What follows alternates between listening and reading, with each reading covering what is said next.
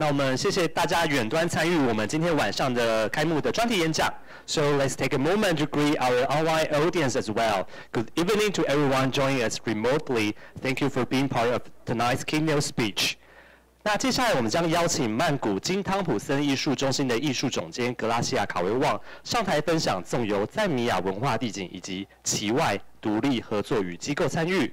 总监将回顾他从1990年代中期共同创立 Project 304，并见证东南亚当代艺术策展实践的演变。同时，他也将分享如何透过创新的策展实践，促成有意义的文化对话。Next, let's welcome Grithia Guruwong, the artistic director of the Bangkok Art and Culture Center, to the stage and share her insights on exploring the Zambian cultural landscape and beyond, independence, collaboration, and institutional participation. In her presentation, she will reflect on her journey since co-founding Project 304 in the mid-1990s, sharing how she has witnessed the evolution of curatorial practices in Southeast Asian contemporary and foster meaningful cultural dialogue. Please join me in welcoming her to the stage.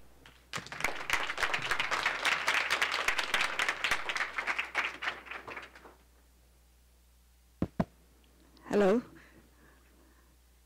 Hello, everyone. Sawadee-ka. I hope you're ready for my 51 slides. So thank you again, Ministry of Culture, CLAB, and Asia Art Archive for inviting me to share my thoughts, my experience in the last, I don't want to say 30 years, but it actually is 30 years. Experience as being independent curator, and also institutional curator, and also, to explore the culture landscape in Thailand and Southeast Asia. So this talk will, you saw a little bit in the synopsis, so I will skip this part. And over the last 3 decades, I've encountered multi-platforms, from a small apartment building to the shop house, to white wall galleries and museums in public space, in urban and in the remote area, from the center to the edge of the world, witnessing firsthand the challenge of creating in the dynamic, often unpredictable culture environments, as well as the unfamiliar audience. So in this talk, I will discuss a few kind of points that I've been working with on being like alternative. What does it mean, in the context like Thailand and Southeast Asia, on collaborations, and also in the institution engagement. I actually prepare like so many slides and the text, so I'm gonna read and also I try to be brief and within the time limits. So what does it mean on being alternative and also independent in the context like Thailand, where social and political norms have been constantly unstable for almost a century? So when I just came back from the US, and people were so frustrated about being unstable and unpredictable, in also challenging time during this period. And then they asked me, how did you guys do it in Southeast Asia? I say, we get used to that, of this kind of craziness and this unpredictable. So welcome to the world, America. So I welcome all my American friends, if you wake up and listen to this talk. So when my colleague and I co-found a collective in the 1996, following my graduation from the Art Institute of Chicago, where Nora Taylor taught. So in my former apartment, we started at the old co-op housing building with the name number 304. So that's why we call Project 304. It's as easy as that. It was part of the then movement of independent art space in Bangkok, aimed to foster contemporary and experimental art in Thailand. It provides a platform for artists, curators, and culture practitioners to engage in the critical discourse outside institutional frameworks. So this is some of the project that we started. It's called Hidden Agenda. So Project 304 challenge conventional exhibition formats and dominance narrative, embracing interdisciplinary practice and site-specific works, and as well as socially political engaged, expanding dialogue on art in the social-political context and also culture identity. It reflects a broader movement also in Southeast Asia. I remember my friends, we all started in the mid-90s. In Singapore, we have Substation, and also before us, in Indonesia, we have Cermati, which also started around like the end of the 80s. And Ruang Rupa is much later, in early 2000, you know, and also in Taiwan, right? We have IT Park, you know. And that was like the beginning of, it's kind of like in between, you know, the end of the modern and the emergence of contemporary art in the whole Southeast Asia and also East Asia. So what does it mean, alternative in the 90s in Thailand? We call it indie. It's not only in the art scene, but it's the music, in the film scene, and we all work together. Because in the past, Thailand, especially in the art school, everything has been totally technique-oriented. Even the painting department, sculpture, they don't talk to each other. So not only like visual arts and film, they're all totally separated. But what we're trying to do is we're trying to bring everyone together and break those kind of, you know, the principle kind of oriented. So this is what we did. Before Project 304 started in Bangkok, we also have other space like About Cafe and Tadu. But in the early 90s, we got very interesting and inspiring project, you know, by the students and artists from Chiang Mai University. It's called Chiang Mai Social Installation. So they use the space like graveyard in the temple, as well as the library, you know, and actually this project has been archived, you know, by me and my friends, and it's funded by ACC in Korea, and I think now it's also available in AAA, but it's on site. So if you are interested in this part of history, you can also check it out. So this is a kind of spirit, you know, of what's happening in Thailand in the early 90s, because we don't have a museum. We don't have an institution. So that's why everyone started to create our own space. And this is the meaning and definition of alternative, like alternative from the lack, alternative from no infrastructures. So that's why we have to create our own space. And also in the institutional kind of context, they're not interested in showing something like this. It's still very academic, very very conform. So before we start 304, Michael Chavanasai, one of my colleagues, he was kind of practiced as the performance artist. So we did also like public art project. You know, he was really interested in the ideas of Thailand during the 90s, which is, we were under the political and economic crisis, and Thailand kind of launched the campaign called Amazing Thailand. And that was really about, we're trying to bring the tourists to the country. And of course, you know, everyone knows Thailand was very, you know, people come to Thailand not only for beautiful countryside, you know, but also sexual tourism, especially like gay sex tourism. So he did one project in Pat Pong, which is the red light district, you know, so this is what we did. And then, so we're trying to, as I told you, I mean, the scene is pretty much working as a silo. So what we're trying to do is we're trying to bring everyone together. And the collaboration is very important for us to start it with. We work with the local institution and also regional as well as international collaboration. So I will show some project that has been very important, you know, in Thailand and also in the regional art scene. So the first time, even though we kind of very critical about the museum in the university, but back then at Chulalongkorn University, we have the art center, which is run by Aphinan, who was one of the very internationally famous curator, and he invited 3 or 4, to curate something. So this is the first time the Art Institute. So this one, I don't know if you remember some of this face, in the photo. This is one of the projects that we in Thailand and Southeast Asia really, really we count it as one of the turning point of our contemporary art scene. It is part of the Cities on the Move.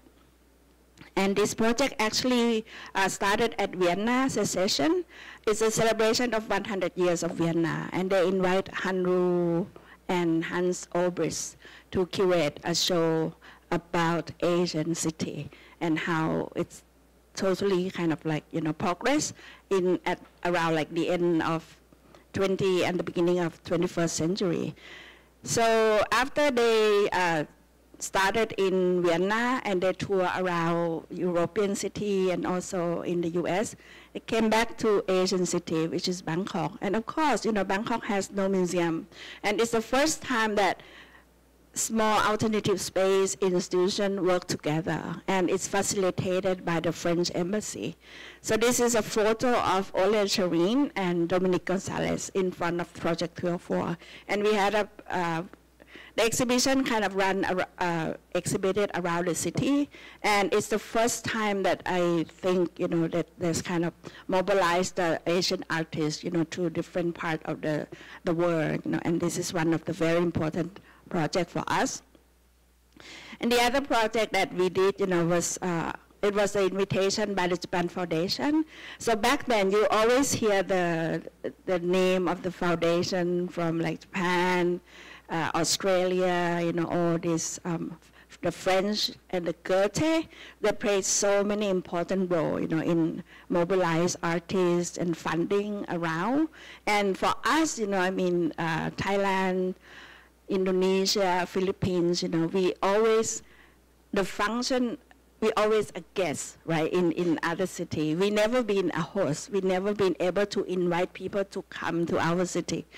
The artists in Southeast Asia, we always see ourselves in Japan, in other cities, right? So this is very interesting. This is also one of the projects that has been kind of initiated by the Japan Foundation, and they invite 8 curators from 8 different cities to think about what is Asian art on the 21st century. So we proposed, we met together, and then we did 3 years project, research and exhibition, local exhibition. I try to collaborate with India and China, but they're not interested in me. They say, I have nothing to do with you.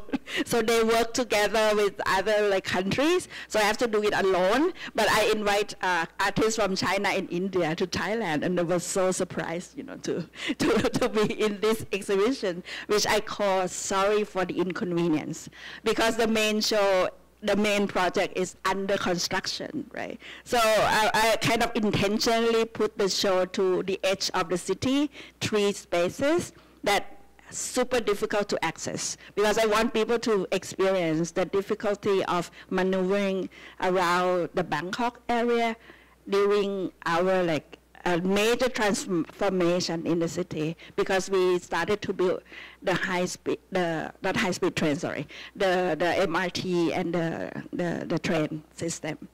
And for me, it's really good chance, to learn and to study and to grow up together with young 8 curators back then. So one of them is Sun Jung Kim, Pili, and I remember Pili was only 26 years old, and now he's running, big institution in Hong Kong. So this is how we grow up together, with the money of the Japan Foundation, but this is already history, okay.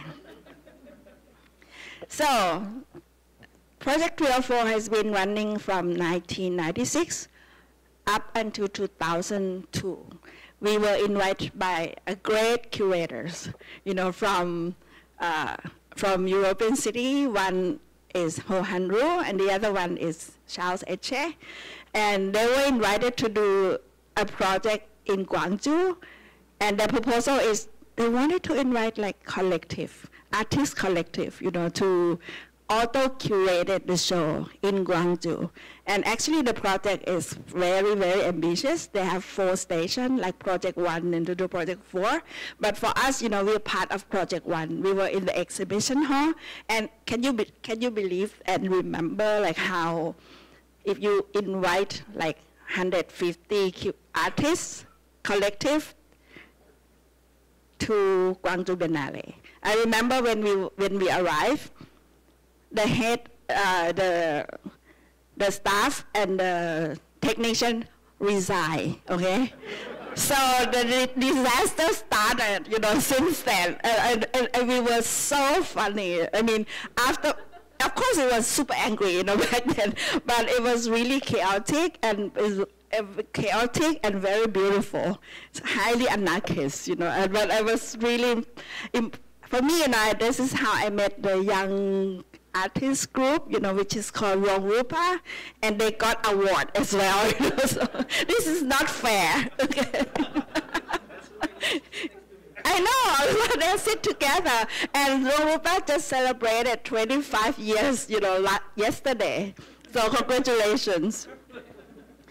And for me, you know, I mean, when after we come back from Gwangju, I was like, okay, what are we doing here? I mean, especially if you run the institution like that. And I remember, like, you know, I talked to my friend from Philippines, like, the life of independent art space and alternative space, it's like, I'm working with Jim Thompson Silk Company, so now, it's like, you know, the silkworms, you know, life cycle. Life cycle of the silkworms is 28 days, right? For us, 7 years. 7 years is longest time, you know, for alternative space to survive. So we were like, okay, it's kind of got what everyone wants. You know, I've been doing a lot after under construction. I was invited by many institutions. Apichat Pong, if you remember this name, you know, he was my partner in crime. So we studied together in Chicago. And then he is the one who's taking care of the film section. He got awards from Cannes Film Festival. So after that, like after 7 years, all my artists were in the Biennale, you know, everywhere. I said, do we still need 3 or 4? And it's like, it was so tiring, you know, running the alternative space. You guys know it. It was tiring, we have no money, you know, and it's like, okay, let's stop. So, and also like being part of the, you know, Gwangju Biennale, I felt like we should close this chapter. And as a student of art administration, the question that I ask myself is, can you run the space without having a space? Can we still run an organization by, you know, if we don't have space, it can be more free, and we can do whatever we want, and we can be less territorial. We can work with everyone, right? So then we decide let's close this chapter. I remember Superflex said, "You are so brave, you know, like to close the space." I said, but I'm so relieved, you know, after that I can do whatever I want, right? But we still keep the name, as I told you. We keep the name, and we still do the Bangkok Experimental Film Festival. And it was so surprised to see people still think about it, and they benefit a lot of this project, especially young filmmakers. So we resurrected again after like 12 years of absence. And this time we were invited by one of the biggest corporate department store in the middle of the city called One Bangkok. And they got a project, like, you know, they invite Apichat Pong, you know, to do the VR project called Conversation with the Sun. And we managed to invite Tilda Swinton. And this project was supported by Chanel, you know, which is super, like, we were supported by Chanel, you know. It's totally beyond belief, you know. I mean, I just like, it was dreaming, you know, when we were at the opening. And from like, in the past, you know, we have only 10 people attend the Experimental Film Festival. And last this version, we have 1,000 people, and a lot of students, a lot of younger generation. We're like, wow, I have to wait 30 years, to see this, but it's really interesting to see it happen. Okay, one of the members of our project is this important artist in Thailand, which is Montien Bunma. And he was part of the committee of 3 or 4. And he always talk about, back then, Montien was invited to everywhere, to Amazon, to Johannesburg, to everywhere. And he was, after his Amazon visit, he was like, you know what? I think we should do something about the Mekong. If Amazon and other region like South Africa and Latin America can do something about the river and bring everyone together. He said, we can do the Mekong Biennale. And he planted these seeds, to everyone. And then he died. So for me, as part of the committee, and he always kind of project on my head, you have to do it, you have to do it. So and as a mentor, I really respect him, and I want to follow this trail, because for me, before I started the career, we're not interested in doing something among Southeast Asia. And now I know that, we have so little connection among ourselves. And then the project like Rockefellers, ANA, and the Ford Foundation, they're trying to bring everyone, back to the region. And I think it's very important to look at your backyards, to look at your friends, instead of the US or France, or Germany. So I applied for the grant at ACC, and which is in New York. And normally this grant, they gave the money for you, and you have to go to New York. And I told them that I don't want to go to New York. I want to use this money to go to the Mekong country, which is 7 countries, from Yunnan, right, to Vietnam. And they are so great that they allow me to do it. So, and then I went to Yunnan, and then along the countries, along the Mekong rivers. And after that, I really want to do something. I'm still thinking about the Biennale. I invite the potential partners, from Yunnan, from Vietnam, from everywhere, to Chiang Mai. And I was so lucky to get the money from the Hubert Ball Foundation, the German foundation, who based in Chiang Mai. And we did the brainstorming session. So we're trying to get to know each other. We introduced activists, artists, and everyone. We spent about 4 days together, trying to think about how to collaborate among the Mekong countries. And at the end, it's not possible. 2002, 2003, Burma.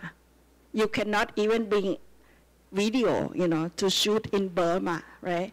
And Vietnam, and also it was very difficult. It's too difficult. So I stopped it. I put this potential project in my drawer. I said, okay, maybe one day, maybe in the near future, I can do it. But I'm not gonna call Mekong Biennale. I will call it Mekong occasionally. This is very Southeast Asia. So this is copyright. This is my copyright. If I ever see anyone use this term, I will sue you. Okay, so this research lead me to another project, which is super interesting, and I learned a lot, from this project. And so from the Mekong, it leads me to Vietnam. For my research trip, it kind of gave me, I met a lot of people, including with Din Kyu Le, our good friend who recently passed away. So Din decided to invite me to do something, again, Biennale, Saigon Biennale. So, oh, Jeff, you should come to Vietnam, and work with us, So I was like, oh, I cannot do this alone. Actually, I wanted to have someone, who know Vietnam before the open door policy. And that person was Rukrit Tidavanija. Why was that? Because Rukrit's father is working in the Thai embassy, and he was in Vietnam, in Hanoi, before the open door policy. And he saw something that we never saw. And I was in Vietnam after the open door policy, and we did a lot of many collaboration projects among Southeast Asia. So we saw Vietnam in different periods, and I wanted him, to be my co-curators. So what we did was we went around, from the north to the south. We met a lot of old army artists and also younger generation. But at the end, we don't want to call Biennale. We call something else. I proposed the project. So instead of doing Biennale, let's do something different. Let's do something like a durational exhibition, like 3 projects within 2 years. And of course, Vietnam, back then, they have a lot of museums, but it's a museum of what? War Remnant Museum, they have Women Museum, they have Fine Art Museum. They have different type of museum. But where people go, we asked the Vietnamese people. They went to the zoo. Shall we do something in the zoo as well? This is where people were, right? So there was I was so naive, and I know nothing about Vietnam. I was totally underestimate the censorship, this kind of I never know that I have to send something to the government before you make exhibition. And they ask you everything. What does it mean? Why you choose this artist? What does it mean, right, when we invite artists? And I also invite many artists from the West who did anti-Vietnam War with video. So we have to translate into Vietnamese. That was amazing, and I never did this kind of project before, because in Thailand we don't have that kind of process. They allow us to show and they censor us later, which is different, right? And we kind of know where's the lie, but in Vietnam I don't know the lies, and then. So what happened was, normally if you're curators, you are the one who decide when is the opening. And then we announce to the public, right? Because we have so many international people who wanted to come. But in Vietnam, no, we cannot do that, because we have to apply for permission. And by the time that we announce the opening, we didn't get the permission yet. So what should we do? So we just open privately in our building, in our office. So this is what we did. We did one small show. We call it Salon Exhibition. We include the artwork from the army artists, and kind of juxtaposed with artists from both Vietnam and Asia and around the world. And we have performance. We have the talk. This is one of the projects by Yoko Ono that we intend to show it at the Women Museum. And also the right one is Lee Hong Lee. And on the right-hand side, we already installed the work, but they closed, they locked the door. We cannot open for the public. That was happening in the Ho Chi Minh Fine Art Museum. And on the left-hand side, during the opening, we have the performance by the Vietnamese artist with his father. So this is what happened. So for me, when I saw this, when I witnessed and experienced this censorship in Vietnam, I was so depressed and exhausted. And I need to work with someone with like-minded people. And that was the beginning of my Jim Thompson period. So working at the Jim Thompson, I would call it, this is like in the in-between space. In 2007, after the Saigon Open City, I joined Jim Thompson Art Center as a director and working for an institution like a foundation, which is very different from working with Project 304 or alternative space, where there were plenty of artistic freedom, but limited resources. And it's challenging. So to work with a private foundation like the James H.W. Thompson Foundation and the Art Center, one must comply and align with the missions and the vision, which is to support Thai art and culture. So it's broad enough for us to reinterpret and twist and align with the contemporary art in 21st century. And of course, there was two sides of the coin. On one hand, there is an adequate funding for me and my team to operate. And on the other is the freedom of expression and respecting the stakeholders, or people who involved with Jim Thompson, which is actually, it bears the same name with the brand, Jim Thompson, which belongs to the Thai Silk Company. So even though we are different entity, we are non-profit, operate under the James H.W. Thompson Foundation, while the other is corporate, we didn't get funding from them, as most of the public assume. So for us, it's very difficult to get money when we apply to the grant, say, oh, you already part of Jim Thompson. So it's different, It's a totally different entity.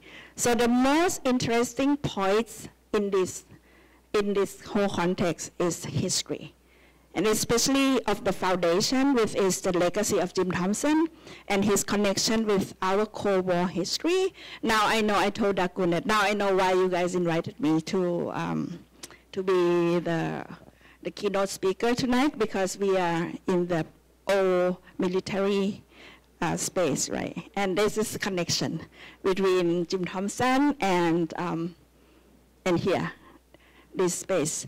So who is Jim Thompson? Even though the Art Center and the foundation are deeply connected, but not just about the physical proximity, but also about the historical figures of Jim Thompson himself, whose legacy is tied to art and culture diplomacy and the Cold War geopolitics in Thailand and Southeast Asia. Jim Thompson was an American entrepreneur who came to Thailand in 1946 as a U.S. military officer. So he's working in the Office of the Strategic Service, which is OSS. If anyone knows about OSS, it was the forerunner of the CIA, okay? So he settled in Bangkok and established the Silk Company, working closely through the 1950s with the Jam Muslim community next door of his house. And he started the silk business back then. So across from the Ban Krok community, which is the Jam Muslim community, he built a very beautiful traditional Thai teak wood house. And he also collected a lot of artifacts and art objects from Thailand, as well as Southeast Asia and Asia. So in 1967, after he opened his shop in the middle of Bangkok, he went for holiday in Cameron Highland in Malaysia, and he never come back. So this mysterious disappearance of Jim Thompson totally stimulated the speculation about espionage, political intrigue, and Cold War intelligence operation. Thompson bequeathed the house to his nephew, Henry B. Thompson, who decided to open the house as a museum, and also started the James H.W. Thompson Foundation as the governing body of the Jim Thompson House Museum, registered as a non-profit under the Thai law in 1975. So this year we celebrate the 50 years anniversary of our foundation, and has a show with 4 venues around the area, which is Jim Thompson House, and our library, art center, and Bangkok Art and Culture Center. I will show you the image later. So this is a beautiful house that over the past decades, the Jim Thompson House has welcomed over 330 visitors a year. So providing a guide tour in multiple languages, for example, English, French, Japanese, and Chinese.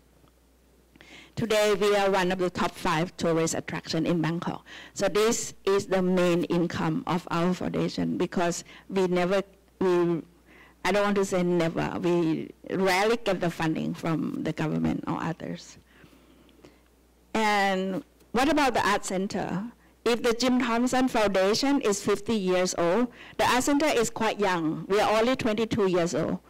It started in 2003 and out of necessity and driven by politics. The foundation faced a major challenge, the controversial plan for the expressway by the Bangkok City and Bangkok Expressway Public Company. So it conceived in 1980s. So as a foundation in Thailand, it was subject to restriction on political movement or activism. So however, the Ban Krua community next door, the Muslim community, they protest, and we don't really know what to do, with us, so we supported them to do a research and publish the book about the history of Ban Krua, which they were there since the early Bangkok period. And so that after our strategy is to support the community by publishing the book, and we also thought about ourselves, because the main audience of Jim Thompson House is tourists, and tourists did not stay. They cannot be there for us, to defend why we still exist. And that's how they wanted to start something else, which is creating the gallery, the gallery for textile and contemporary art. So this is the first, the history of the Art Center. And because the board of the Jim Thompson Foundation back then, it consists of academia, a lot of people between American based in Thailand and the scholars. So they're really interested in historical and also anthropological kind of approach, of exhibition. The first exhibition was done by Susan Conway, who is a scholar from SOAS in England, and she proposed an exhibition which is a traditional textile from the north and the Shan state. It's called power dressing, and I think when I look back again, it's very interesting because it is totally kind of connect the textile with social history. And then we have people like Pinari, to be the first woman and contemporary artist, also working with the silk, with a soft sculpture. And then, from early 2000 up until before I joined, it's kind of, they still combine and alternate the show from very traditional exhibition, textile, to contemporary art. So we also work with Arya Mani, from Indonesia. Around the mid-2000s, she came and she proposed us to do something in the deep south of Thailand to work with the Muslim community. And back then we were like, no, it's too dangerous. You can work with the Muslim community next door. So she also proposed working with a young girls, from that community, and we were so happy to do the exhibition with her. And then during COVID we have a lot more audience in the art center. So the board decided to expand. And then we built the new building, and then COVID came. So people are so surprised that, when did you guys build the building? We built during COVID. And then this is a space with galleries, 2 galleries, and we have libraries, bigger libraries. We have event space and also a canteen and also the shop, as well as a parking lot. So the first exhibition, we kind of want to understand our position, where are we, what are we doing, because back then, in the past, Jim Thompson is very exclusive. And now we want it to be more inclusive, so we do open call with, we still want to connect with Jim Thompson in terms of the Cold War history. And we invited young curators and artists around the region to be the committee. So we got about more than 100 proposals, from around the world. The first project was, we have about 14 artists, to do a show related to the Cold War. We call it Future Tense. And then this is the recent show that we just opened before I fly here.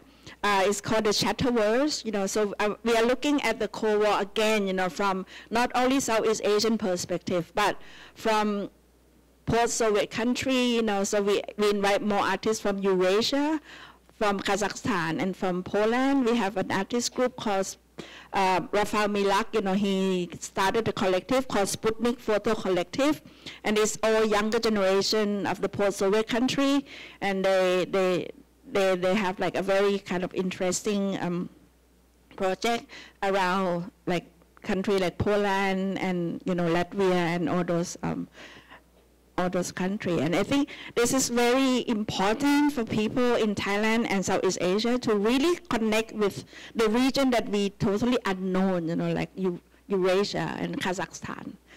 And I'm very lucky, to work with Amakun from Kazakhstan again, because I will do her solo show in Kazakhstan in this September. So if you guys want to go to Uzbek and Kazakh, please be there.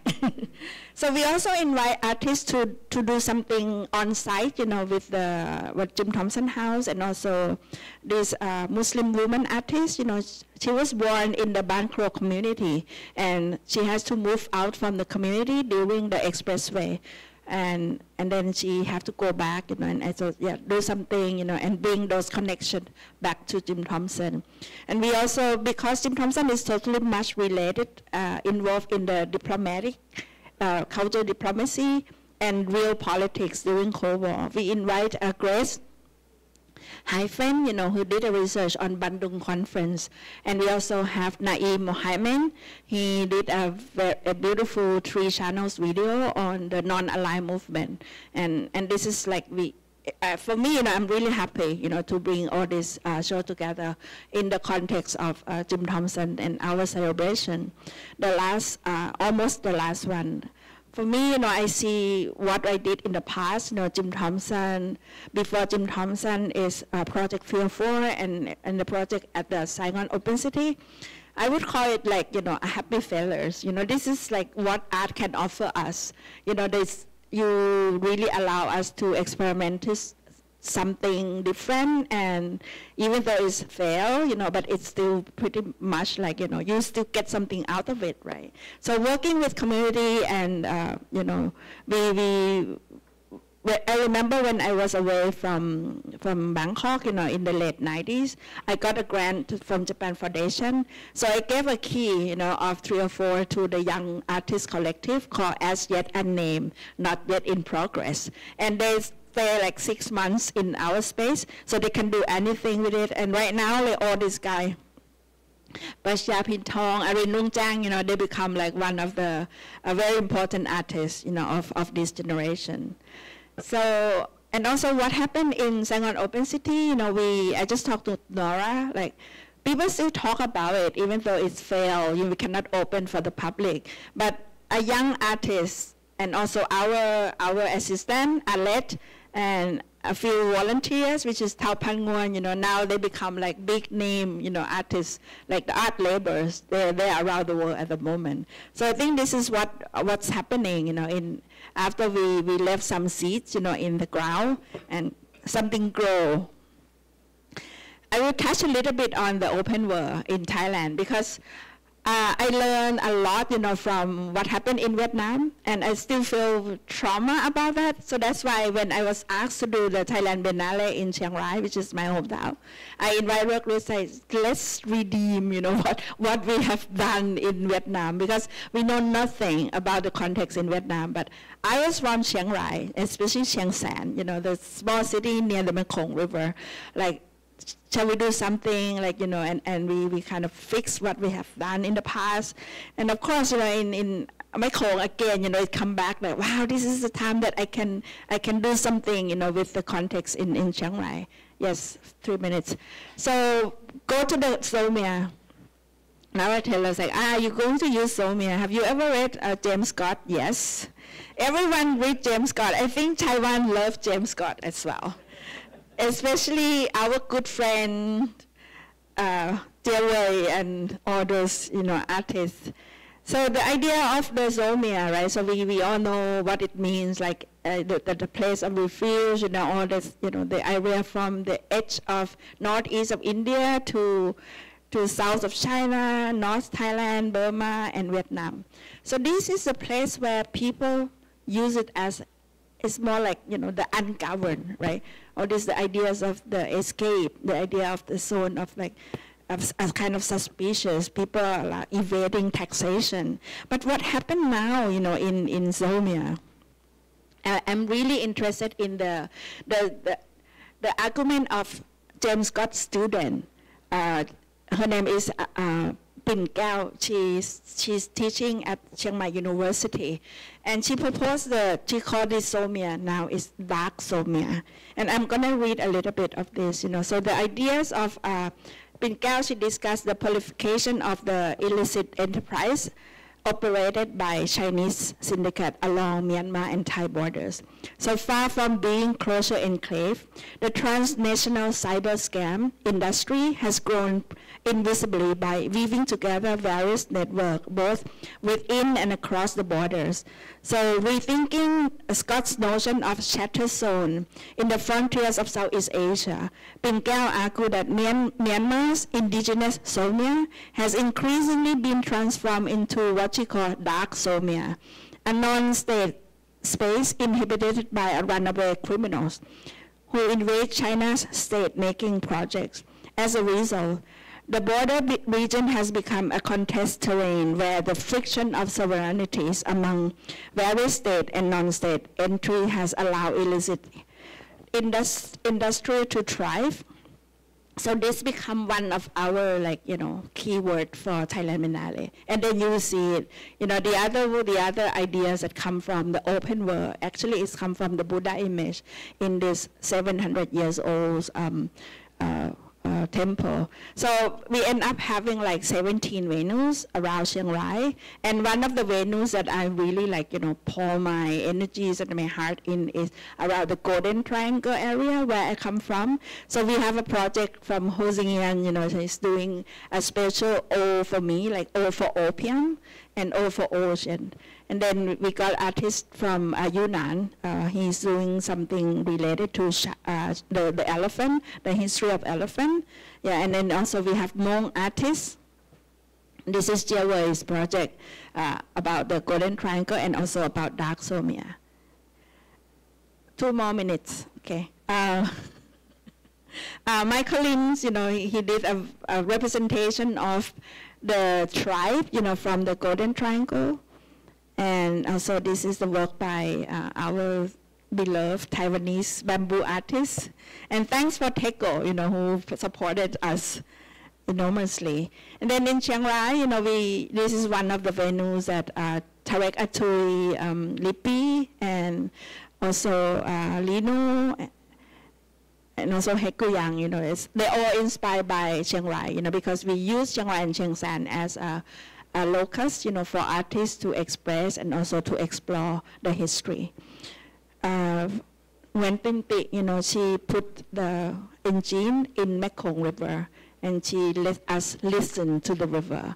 If the river the sound is very, quiet, it means the river that has been kind of blocked by the dam, So what we saw in the last 30 years, our minor history, of alternative space has been well taken care by the AAA, and I think we have to do more, of all this, the one that's already gone, right? So I think we have to preserve that memory. But what concerned me at the moment is the the ecosystem is not so well balanced. I'm not talking about the market at all. I'm talking about alternative space, about alternative institution like Jim Thompson Art Center, and the big museum and the big art space will open. It's what we saw here, right, in Taiwan. What happened in Southeast Asia, more museums will open, but it's all run by corporates, all run by the top billionaires in the countries. So if I ask myself, where are we at Jim Thompson Art Center? Are we still relevant?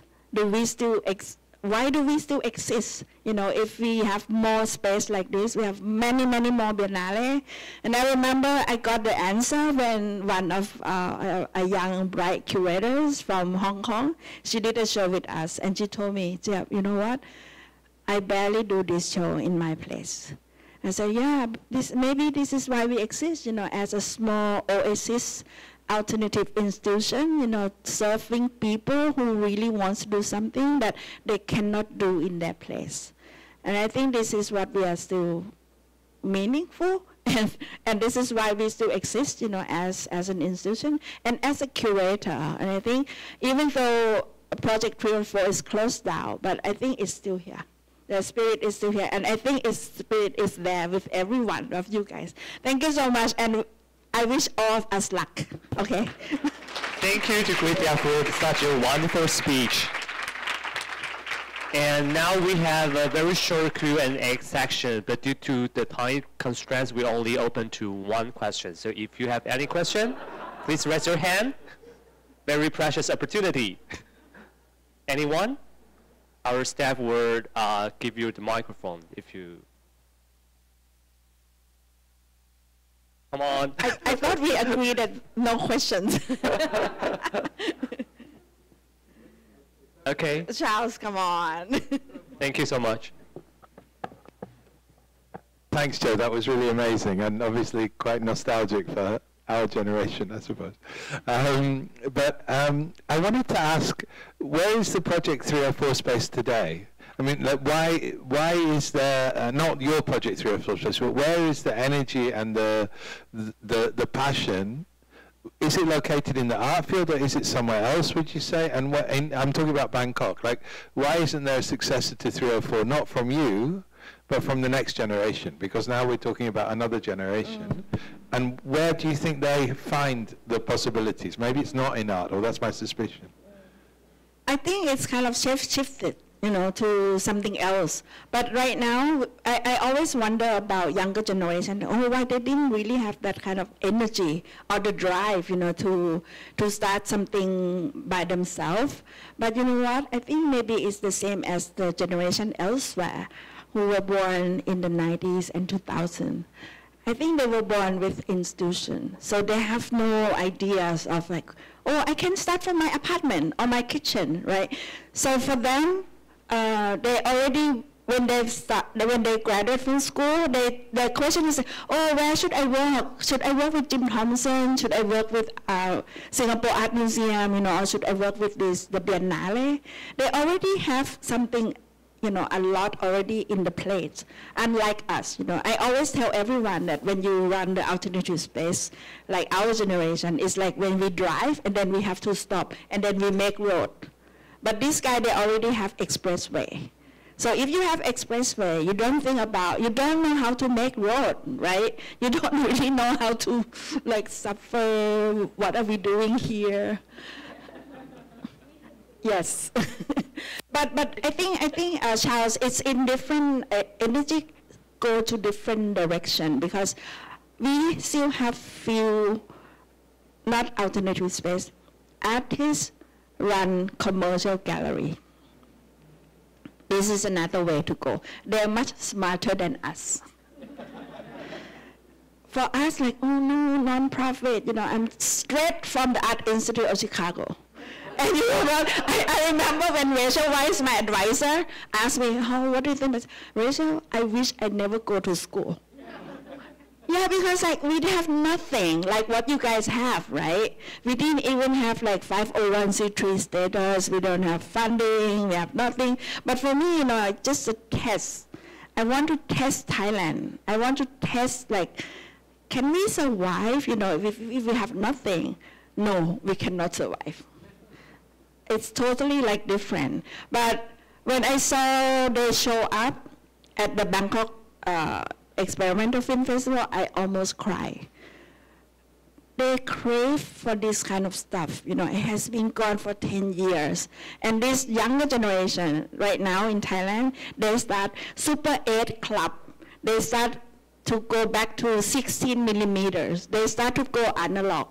I think maybe the hope is somewhere. And if we didn't bring them together, we didn't see them, right? So, it's still there, but we have to fight. Okay, thank you very much. And I think it's a wrap for today. 那明天的10点开11点2天，周六周日我会带来更多的讨论，敬请期待。Tomorrow at 10 a.m. we will continue with 2 more days of discussion, so taking place on Saturday and Sunday. Stay tuned for more.